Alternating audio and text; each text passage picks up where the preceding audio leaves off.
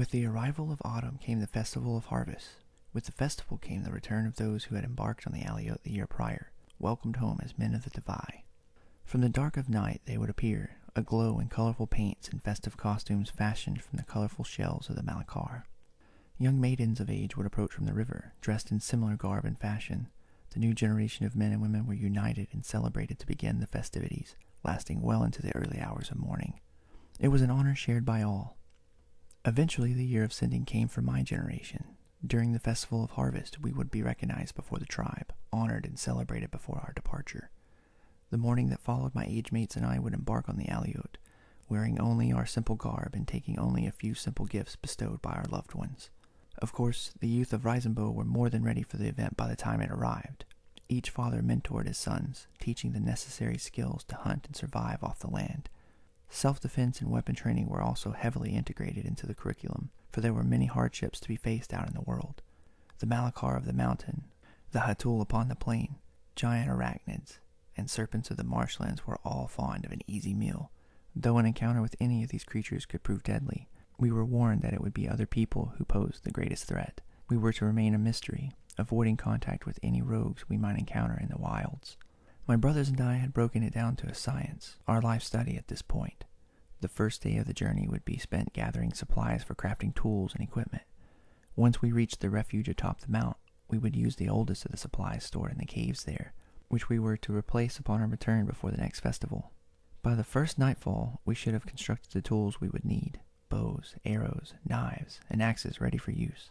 We would sleep the night in the safety of the refuge atop Yurok, where we would pay homage to those gone before us and call upon the guidance of our ancestors for the journey ahead. On the second day, we were to descend the mountain to the west along the old mines, the battleground where our grandfathers had fought against the slavers. From there, we would head deeper into the elder forest to the southwest, avoiding the marshlands to the north where the Wellspring met the rough terrain of the arching forest. At the western edge of this great forest is where our duties would begin. The first trial was to survive the chill damp of the rainy season in the ruins overlooking the Purge, the last remnants of Hothlandah. A full year would pass before our return. Much lay ahead on this great journey, the stories I hoped to one day share with my tribesmen and descendants alike. The Aliote was to be an adventure truly like no other. Well do I remember the day of that final harvest. It was a time of celebration, and all the Divide looked forward to the grand festival that lit the season each year. It offered a momentary reprieve from the toils of the day-to-day, a chance for the village to celebrate the fruits of the garden. Together we would praise thanks for the blessings and the bounty of the land. The fires would dance well into the night with music and song. There was much work to be done before then, however. By midday the people of Reisenbow were scattered about, all so merrily at work that it seemed like play. The hunters had already returned with an easy bounty, fresh fish and venison. Produce had been collected and gathered the same, heaped in baskets at the village center. While some worked to prepare within the village, others gathered under the distal ends of the weighted branches to harvest the plump risenberries of the arching forest. There were cutters who climbed the drooping boughs of the alachine and hacked the stems of the lush berries ready to fall. Using ropes, they would secure each deep blue succulent berry. When the stem was cut, the berry could be safely lowered to the ground. Pullers would release the berries once they met the ground, allowing the cutters to recover the rope.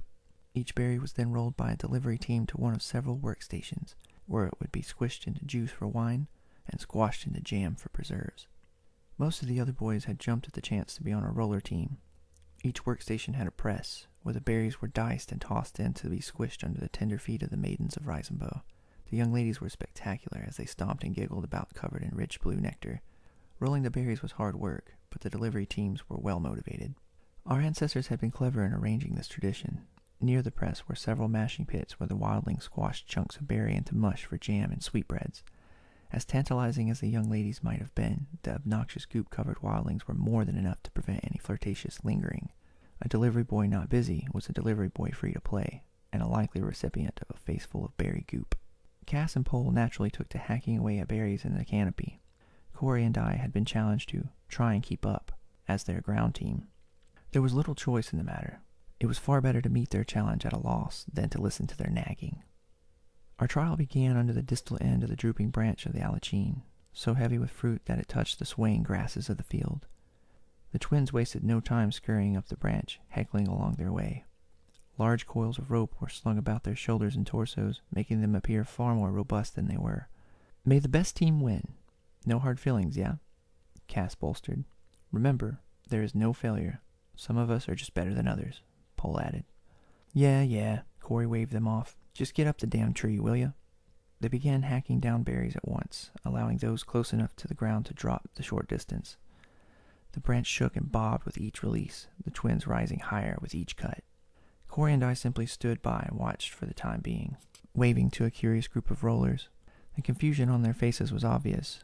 We were cutting a bit far from the main group. Shenanigans were at hand. No doubt they suspected as much. Smile and wave. That was our part. The twins were covered in spatter from hacking at the thick stems. The leaves shook and rattled with the thudding whacks of their hatchets as they climbed higher. Eventually a berry dropped down with a squishy thud. After a few more, they had climbed high enough that the next berry sent down split open when it struck the earth. It was game time. Corey yelled up to the twins, "Oi, tie off!" "You sure?" giggled Cass. A brimming grin spread across his face as he looked down at us. "Maybe it'd be more efficient to cut and squish in one go." Pole added a follow-up as usual. "Innovative. Direct. Not to mention it'll make things much easier on the ladies at the press. We're just looking to help, yeah?" Cass chattered back to his brother before the two chuckled. "Like two chittery little birds, pecking away at berry stems. I've got half a mind to send an arrow up to get you moving," Corey yelled back in idle threat. "Half a mind, he says." Pole giggled as he removed a coil of rope from around his shoulder. "Leave the other half with your bow, or you gonna have Kael flick arrows at us with that wicked tongue of his, cousin?" Cass teased as he grabbed hold of the rope his brother wrapped around the base of a branch. He slipped down a stem holding the other end of the rope and began to wrap it around the girth of a plump berry.